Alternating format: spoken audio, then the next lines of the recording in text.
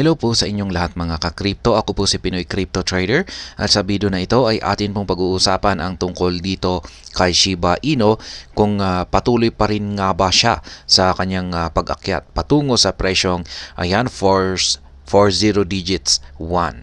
Ayan. Ngayong sa loob ng linggo na ito. Ayan, patuloy pa rin ba siya sa pag-akyat? Yan, sa target price na 40 digits 1 sa loob ng linggo na ito. Yan pong ang ating aalamin sa video na ito. Pero bago po tayo magpatuloy, ay nais ko lamang po munang bigyang linaw ang aking disclaimer. Kung saan ang nilalaman po ng video na ito ay hindi po ito isang financial advice. For education and information purposes lamang po ang layunin nito.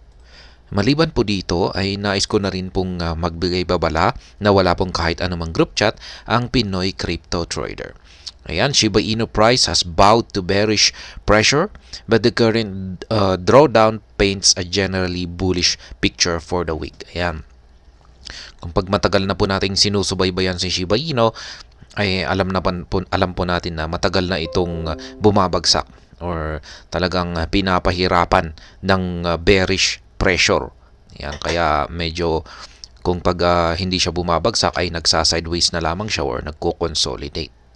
Pero ngayon lamang ay meron daw pong nakita na isang bullish picture. Ibig pong sabihin dito ay bullish signal. Yan, para sa loob ng linggo na ito. Ibig sabihin ay mukhang paakyat ang market price ni Shiba Inu. Kaya ayan. Shiba Inu is currently fighting for balance atop a market value of 50 digits 84.92, down by 2.05%.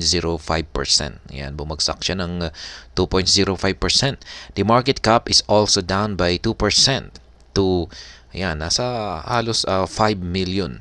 Yan, $5 million as trading volume is leaped by 14.56% to $177.3 million. Ayan, mukhang bahagyang nagsibagsakan yung kanyang market cap at saka kanyang trading volume.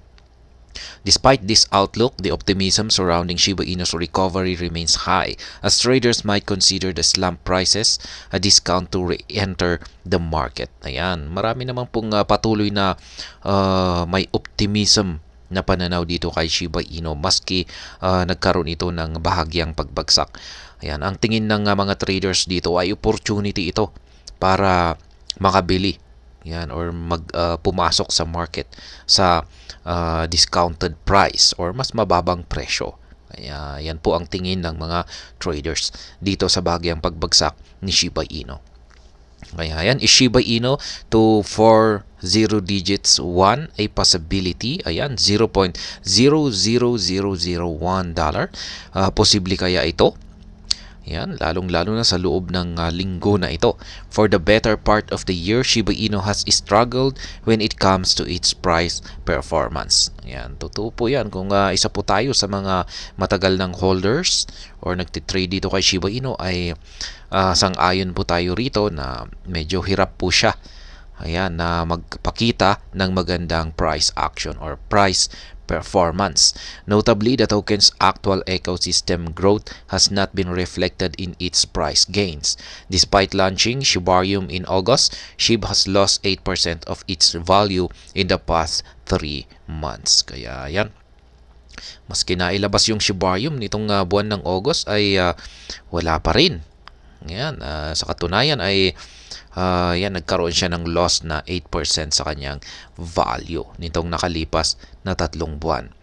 However, the outlook in the past month in which Shiba Inu has maintained 18% growth has changed the narrative on how feasible attaining the 40 digits 1 price target.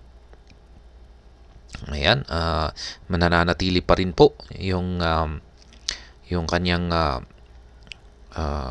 target na yung kanyang kakayahan na akyatin ang presyong ito.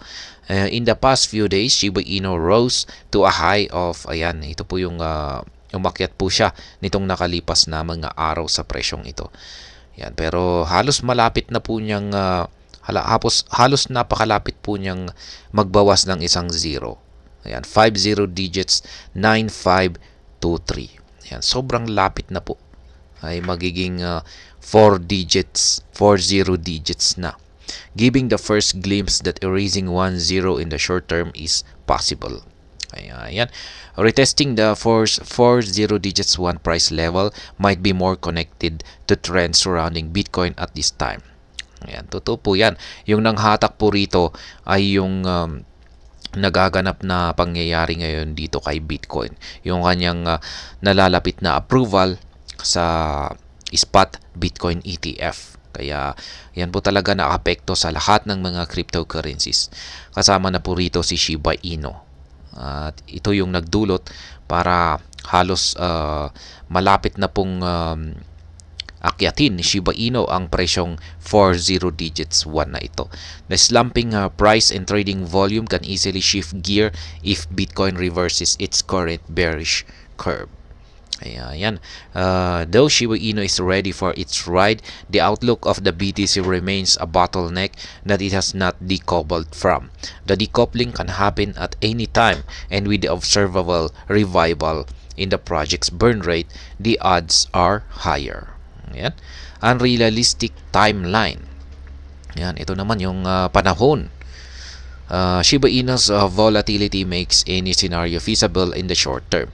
Judging by the regular trend in the market, a price hike will succeed this current slump, but the extent of this potential surge is dependent on how aggressive the buying momentum is when the hike returns. Ayan, totoo po yan.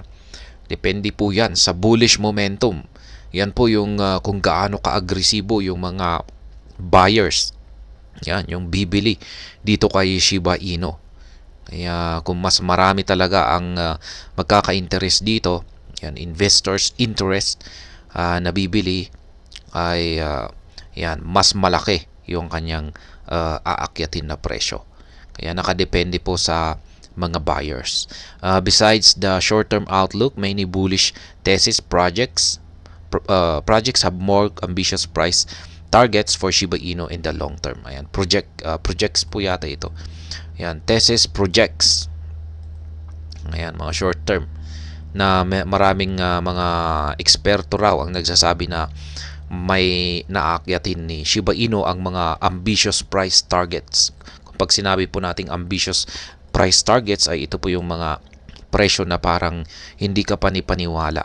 Yung talagang magugulat ka sa presyo na aakyatin, na pwedeng akyatin ni Shiba Inu. Pero sa long term po yan. Yan, may mga nagsasabi na aakyat daw siya ng $1. Ayan. The most prominent of this long-term prediction comes from Telegon, which foresees a 2-cent price tag for the coin between 2030 and 2040. Yan, isa lamang po rito si Telegon.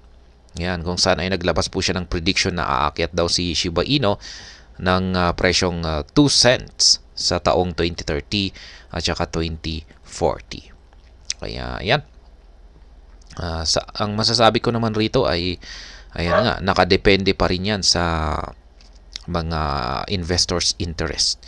Yan, kung marami talagang bibili dito kay Shiba Inu ay yan po yung magtutulak para umangat ang market price ni Shiba Inu. Pero mukhang ayan nga, medyo parang nanghihina na yung popularity ni Shiba Inu ngayon. Pero ayan, siguro ay ngayon lamang yan. Pero may darating din siguro yung panahon kung saan ay talagang magkakaroon ito or magpapakita ng gilas. Kasi hindi naman po laging si Shiba Inu ang laging bida. Kaya, ayan, hanggang dito na lamang po tayo sa video na ito.